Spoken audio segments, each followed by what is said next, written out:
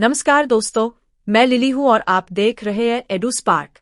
इस वीडियो में हम जानेंगे संयुक्त राज्य अमेरिका के F-35 जेट के बारे में, लेकिन उससे पहले कृपया मेरे YouTube चैनल को लाइक, शेयर और सब्सक्राइब करें।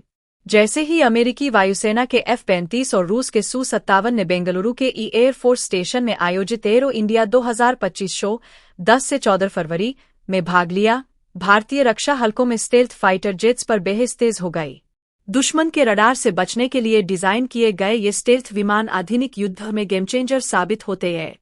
लेकिन भारतीय वायुसेना IAF, जो पहले से ही नवीनतम राफेल जेट से लैस है, के पास अब तक एक भी स्टेल्थ फाइटर नहीं है। युद्ध के शुरुआती चरणों में स्टेल्थ फाइटर्स महत्वपूर्ण भूमिका निभाते हैं, क्योंकि वे दुश्मन के रडार और एयर डिफेंस सिस्टम को नष्ट कर देते हैं, जिससे पारंपरिक लड़ाकू विमानों के लिए रास्ता साफ होता है। ऐसे में अमेरिकी राष्ट्रपति डोनाल्ड ट्रंप द्वारा भारत को F-35 जेट की पेशकश करना भारत की सैन्य आधुनिकीकरण योजना में एक रणनीतिक मोड़ हो सकता है। यदि भारत F-35 प्राप्त करता है, तो इससे IAF को अभूतपूर्व प्रथम प्रहार फर्स्ट स्ट्राइक क्षमता मिलेगी। लेकिन यह सौदा भारी लागत के साथ आता है।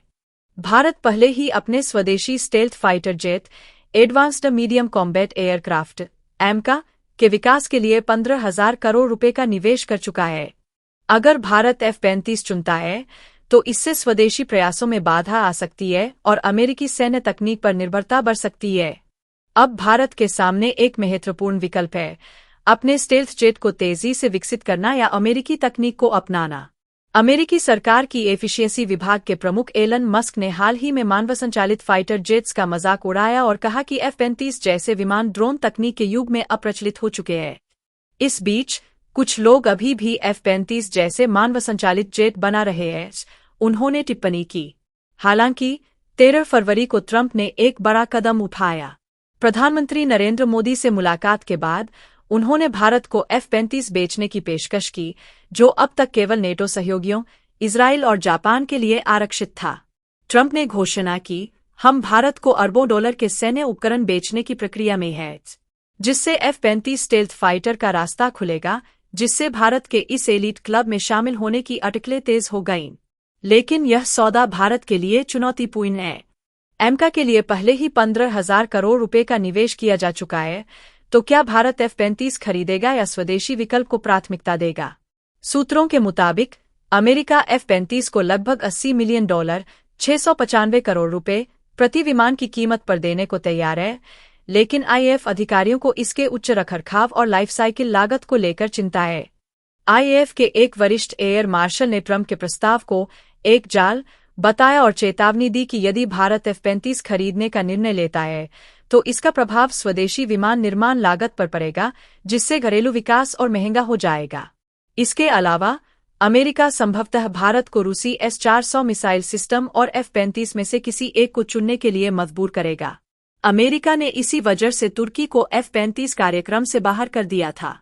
हालांकि भारत के रक्षा सचिव राजेश कुमार सिंह ने स्पष्ट किया कि F-35 अभी कोई आधिकारिक पेशकश नहीं है। ट्रंप ने कहा कि वे इसे उपलब्ध कराने की संभावनाओं पर विचार करेंगे।